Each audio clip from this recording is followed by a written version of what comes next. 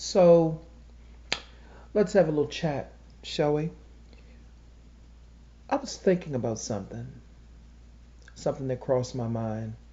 It was actually, anytime I say I'm thinking about something, it's a channel that came through. I was thinking about the movie and what dreams may come. I don't know if anyone has ever seen that movie. It's a really old movie that came out in the late 90s. If you're an occultist, you should check it out. There's a lot of symbolism in it. But I remember something distinctly. There are many different messages in that movie, but there's one particular message in that movie that really sticks out to me. And that is, we never lose the people who have transitioned. Let me say that again. We never lose the people who have transitioned. We lose their physical bodies, but there is a physical representation of those people that stay with us in this world, and even we run into those different aspects of those people in the astral world and maybe even beyond. In the movie In What Dreams May Come, Robin Williams' character died in a car accident, as did his two children. They died in a car accident as well. His wife then commits suicide, and she goes to a version of hell that she sent herself to based upon her own pain and experiences. So what they were telling us is that we control where we go after this motherfucking life, no matter what these kooky motherfuckers on the outside are trying to program your mind to believe. Oh, follow me and I'll set you free. Bullshit. It's all about your own fucking mind. That's bullshit. Because I've seen the heaven that I'm going to when I leave this motherfucking world. I've seen the heaven that I've made for myself. I've seen it. And it's absolutely beautiful for me. But in the movie, his wife, she went to hell. So when he died and he was on the other side, or the spiritual realm or the astral realm, whichever one you want to call it, when he was on that spiritual plane, there were different people in that realm that were guides to him. And he may not have he did recognize them. Some of them were people that he knew in life that had crossed over and passed away as well. But what was very interesting is that two of the people, there was an Asian woman and there was a black guy, Cooper Gooding Jr., who he knew. They were, the Asian woman was some stewardess that he came about on a flight, that he ran into on a flight. And he was with his daughter when his daughter was alive at that time. Cooper Gooding Jr. was a colleague of his. And I'm assuming that, they died. I don't remember the movie. I don't exactly remember the entire movie. I probably should go back and look at it. But the point that I'm making is this. Cuba Gooding Jr. and that Asian woman, when he met up with them in the spiritual plane, they were actually versions of his children that had died. But because they were in another body, he only recognized them as the Asian woman that he ran into on the plane and his colleague who he worked with. He didn't recognize that they were different aspects of his own children when he was alive, if that makes sense. So the people that we think that we lose, I had to come to, and it really brings you comfort. You never lose anybody. We always find those people again. And I can go a lot deeper, but I'm really not. I'm not going. I'm gonna leave that alone. I'm gonna leave that over there to the side for a minute. I might come back and make another video about it, but I can go deeper with this. But what I'm saying is that if you run across somebody and they remind you of, let's just say, a relative or a friend or someone that you have lost, if they remind you of that person in some way, the reason they remind you of that person is because they are an aspect of that person. And you are reconnecting with a different aspect of them. They're in a different physical apparatus. See, we get caught up in, myself included, we get caught up in these physical bodies and these physical apparatuses because there's somebody who's been trying to reach out to me in the spiritual plane that I lost, who I really loved. But because I keep expecting them to come to me in the physical apparatus that I knew them in, I keep fucking missing it. See, a lot of times when you want loved ones or ancestors to come to you, they're not going to come to you as you knew them in life. They're going to come to you in a different physical apparatus. Even in those spiritual planes, they're going to present themselves to you as a different apparatus. That's what they were showing us in What Dreams May Come. That we never lose each other. That we're always there. You know, and like I said, I can go a lot deeper. But I just wanted to put that out there first.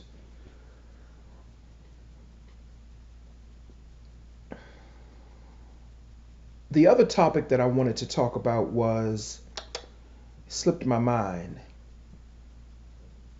Forgot what I wanted to talk about. That happens very often. Um, Give me a minute. What the fuck was I supposed to talk about? It was something else I was supposed to come on here and talk about, or that I really wanted to touch on. The Real Housewives of Atlanta. And I really don't do let me just talk about that. I really don't do reviews on reality shows anymore because that shit is just crazy. There's been a major shift in the energy of the Real Housewives of Atlanta. There's been a major energy shift. They are really whitewashing that show. When Nene started getting all of that plastic surgery and altering her appearance, that is when I knew then, because Nene was the grand poobah of the show at one point. But the real grand poobah, or the real grand dame, was really motherfucking Sheree. You know, but they ran Sheree off the motherfucking show with some help, from what I understand. Because I was listening to somebody else, and they were saying that somebody on that show had some spiritual work done on Sheree, and that's why her life has not been able to progress the way that it should be. I was listening to another occultist, and she was talking about that a while back. And you know what? When I step back and examine it, that's exactly what I see. But they're really whitewashing that show. Even Eva Marcel, you can look at the marriage between her and her husband, and you can see that that shit is fake. That shit is fake. And now I remember what I really wanted to talk about. But you can see when he kissed her tonight, he was rolling his eyes like he didn't even want to kiss her. Like he didn't even want to touch her. You know, I mean, it was just so fake and fraudulent. They are whitewashing that show. They're sucking the soul out of that show. Even when Kim Zolciak was on there, it had a little bit more soul. And I know a lot of people don't like Kim. I don't like Kim either because I think she fucking racist. That's my motherfucking opinion. But at the end of the motherfucking day, she brought something to the motherfucking table that these other women, they're not really bringing. You feel what I'm saying? And that girl Tanya, they need to get rid of that. They need to get rid of her. They need to get rid of her and get rid of Giovanna. And truthfully, I know a lot of people don't want to hear this, but they need to give Marlo a peach. Marlo brings it. Marlo got real motherfucking soul. You feel me? She got real motherfucking soul. But that those other tired, they're focusing so much on this tired ass Tanya. Get rid of her. She is tired. She is tired. She has no motherfucking soul about her. All right? I just wanted to say that. Now, what I really wanted to talk about, and they say you always save the best for last. What I really wanted to talk about was I was watching this video with Jane Fonda. And Jane Fonda, my nose is stopped up. Jane Fonda, this is nose spray, because you know how niggas are. They hear you sniffing and you can't see it, but that's nose spray. So I was watching a video, and it was an old video where Jane Fonda and somebody else they were talking, and Jane Fonda was talking about certain things in her career, and stuff like that. So I went and I started reading the comment section, and there are so many people who are still pissed off with Jane Fonda, and with good reason. If you're a patriot, I get that. There are a lot of people who are pissed off with Jane Fonda because of what she did in the Vietnam War, which was a lot of people look at as treason and betrayal to the troops, or whatever the case may be, which it was. But we really sometimes you have to, as an occultist, you have to take a step back sometimes and really examine what the fuck really happened. Why would Jane Fonda go over to Vietnam? And see, this is what I really wanted to talk about, but I couldn't remember, but now I do. Why would Jane Fonda go over to Vietnam and betray the United States, or whatever, the military, the troops, our troops or whatever? Why would she do that? We have to sometimes sit back and take a look at what was really going on at that time. There was a lot of motherfucking controversy going on at that time in our country. And as bad as things are now, things back then were a lot worse. But people are led to believe that things are worse now. No, no, no, no. Things were worse back then, because back then they would assassinate you and you knew it was an assassination. It was no question about it. Just giving you an example. They assassinated presidents. They assassinated civil rights leaders. They assassinated actors. And you knew it was an assassination. It was no YouTube back then.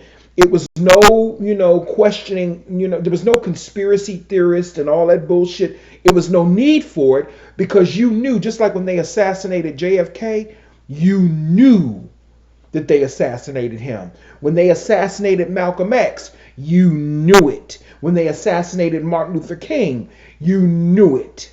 When they killed Marilyn Monroe, well, there was some question around that, but they killed her. Okay, they killed her. And see, I remember when I was younger, I've never told anybody this. When I was younger, Marilyn Monroe's spirit kept trying to communicate with me, but I wasn't getting it, because I was very interested in her life when I was young. I was very interested in her life. She was one of the few white people I was really interested in her life, because she had something to really say to me about what happened to her. They murdered her. Even when I was a little boy, when I would hear the stories about her, I knew they murdered her, just like they murdered Dorothy Dandridge. Hello? She didn't die of no goddamn embolism like they said. She was murdered. But that's another motherfucking story. And yeah, I seen how the fuck they did it too. But that's another story. I ain't getting into that. So sometimes, and I'm reading the comments and people are still angry all of these many years later with Jane Fonda. And I'm not saying they don't have a right to be angry. But sometimes you have to take a step back and you have to examine what the fuck was going on in the United States at that time. And that was before I was born, you know. And then you also have to take a step back and look at who Jane Fonda is. Okay? What would she be doing over there in Vietnam during a war, a major war that we were having with that country? Until this day, people don't even know why we even went over there, to Vietnam, Now, on a motherfucking spiritual and esoteric level, I know why we went over there, but I'm not getting into that. It's besides the point. I know why we went over there. It was ritualistic in nature. Jane Fonda, number one, she went over there to solidify whatever ritual they were trying to do or accomplish. So people that are mad at her, I'm not saying you shouldn't be, but you should also be mad at the United States government because there's a sector of our government that sent her over there. Some people might call it the liberals, who knows? But she was sent over there to do whatever the fuck she did. She was sent over there, and I think she is liberal, if I'm not mistaken. And remember, this was the height of the feminist movement as well. So there's a lot of mitigating factors and a lot of combining and a lot of connecting the dots you have to do to really understand why the fuck she was over there. Let's just say what it is. Jane Fonda is an agent. And a lot of these actors that we admire and love so much, they are fucking agents. They are agents. A lot of them have faked their motherfucking deaths. Let me tell you something. I was looking at another movie. See, now that I'm more conscious and now that I'm able to see past the bullshit, I was watching an old movie that I love called Death Becomes Her with Bruce Willis, Meryl Streep, and Goldie Hawn, right? And basically the movie is about them finding the serum for eternal life. It's a comedy, but it's a dark comedy. Meryl Streep and Goldie Hawn, they had a feud between them, their characters. Meryl Streep's character name was Madeline. Goldie Hawn was Helen. And they were childhood rivals. And in the beginning of the movie, Goldie Hawn's character, Helen, she was engaged to Bruce Willis. And it was so funny because she was so afraid that Madeline, Meryl Streep, was going to steal Bruce Willis from her because when they were in high school, Madeline stole all of Helen's boyfriends. So that was kind of fun. That was kind of interesting. To make a long story short, they go to Goldie Hawn, she got real big and fat and, she became about 400 fucking pounds. And she was eating icing, cake icing and, all that shit. It was funny after Bruce Willis and Meryl Streep had gotten married, with their characters. His character's name was Dr. Ernest Medford or some shit like that.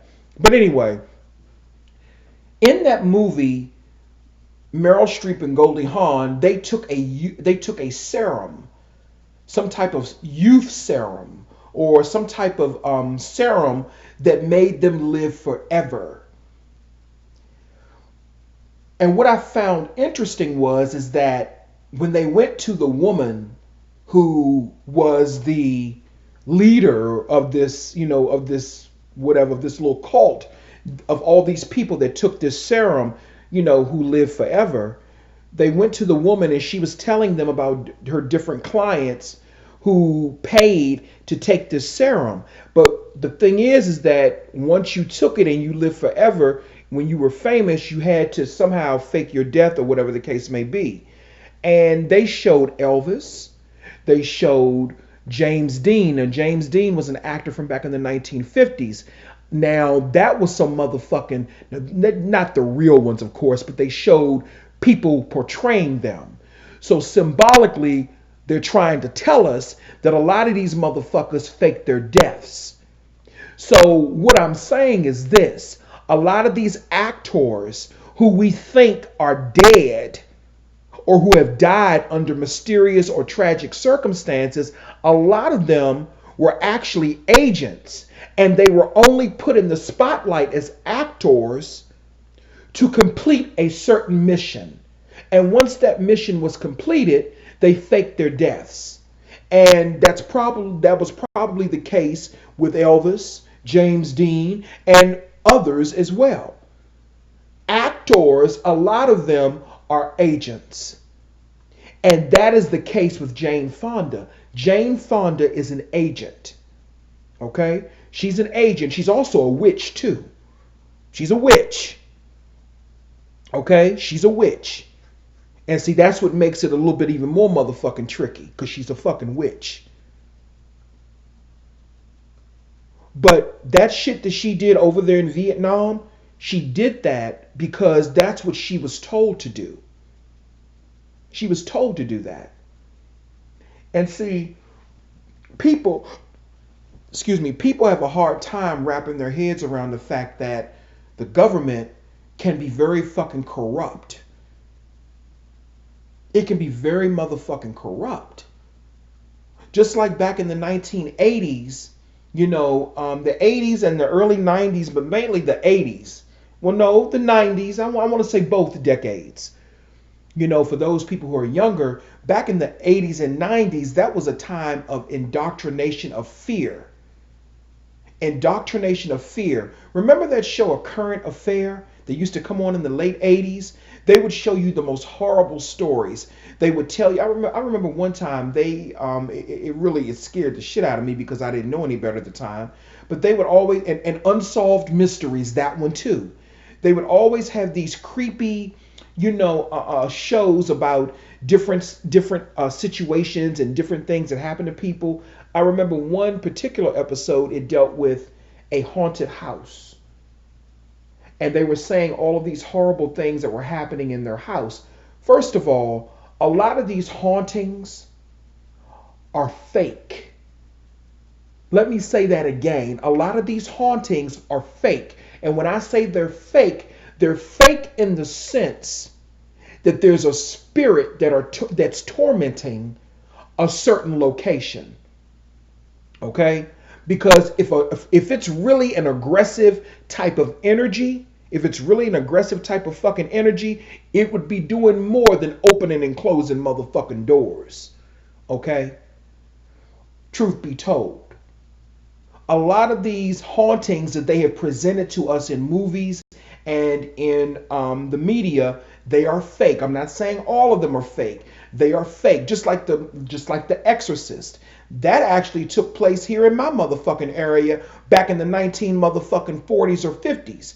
And it wasn't a little girl, it was a boy. But what they found out was that was fake. I did research on it. It was fake. Just like the Amityville shit. That was fake. That was fake. Now, let me be clear. I'm not saying that there isn't any type of aggressive energy or any type of spirits. Like they said, it was Native American, burial, whatever, up there in Amityville. Native American burial grounds, and the houses were built near those things. But let me just say this. What they tell you is real is usually fake. And the shit that they tell you is fictitious is usually real. Like Poltergeist, that was probably fucking real. That was probably fucking real. See, everything is fucking backwards in this motherfucking world. See, that's how you have to think. Everything is backwards. Now, going back to the Amityville thing, that's not to say that there's not some type of aggressive energy that may be up there in that area, and there may be some restless, angry spirits. I'm not saying that that's not true. But what I'm saying is that a lot of times when they present these movies or present this fear shit coming from this media, a lot of times that's only designed to attack your subconscious mind and to keep you in fear and to keep you locked out of spirituality and going within yourself.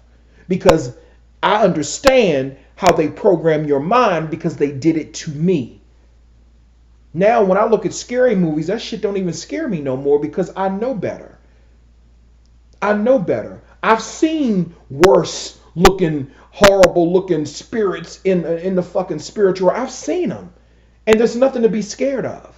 They're more scared of me than I am of them. Tell you the truth. That's how it really motherfucking go.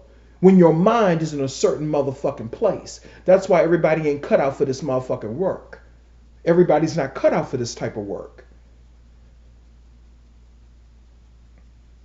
Just like back in the 80s and stuff when they were talking about alien abductions and all that type of bullshit. The only abductions that were going on were government experiments. And I know this for a fact. I'm not going to go into details about how I know. But I know for a fact that the government runs experiments on people. High level experiments that you all wouldn't be able to, you wouldn't even believe it. You wouldn't believe the shit that they would do just to run experiments on people and just to be, in control of people's minds. That's exactly what they did to that family in that movie with Sally Kirkland or Kirkwood, whatever her name is. It was called A Haunting. And I think it took place in Philadelphia or somewhere like that. The reason they couldn't get rid of it was because it wasn't a real motherfucking haunting. That was a government sponsored fucking haunting. Just like a lot of these abductions, all of them are government sponsored. They find certain people that they target, and what they do is some kind of way they drug them. Okay, they drug them, and these people, they begin to have these hallucinations and all this type of shit and stuff like that. And they think people coming into their room and all that bullshit. There are no aliens abducting anybody. That's all bullshit to promote fucking fear. Because they don't want you connecting with anything outside of this motherfucking institution they call Earth. Which I think the Earth is a goddamn insane asylum, truth be told. I think this entire planet is a goddamn insane asylum. And I think everybody on this motherfucker is a fucking patient, from the president to prime ministers on fucking down. But we have been mind controlled so much, especially black people, into thinking that something is what it's really not. So like I said, the shit that they tell us is fictitious is probably the real motherfucking deal. That's probably the real shit. As a matter of fact, it is the real motherfucking shit. But see, they know the public is so fucking stupid that we wouldn't recognize it. Like the movie Alien. Now I'm gonna tell you something. That was some real motherfucking shit. They're telling you about what's real, what the real fucking deal is. What's really been going on with that movie Alien. Maybe not literally, but they're giving you an idea about what the fuck is really going on and what has happened in the universe and on this motherfucking planet. And they're telling you that niggas were the ones doing all of this exploration in the universe and shit like that. That's what they're symbolically telling you. But we've been up under so much mind control that we can't see that. We can't see it. Anyway, that's all I really have to say. I just wanted to drop this gold nugget. And until I feel like talking again, thank you.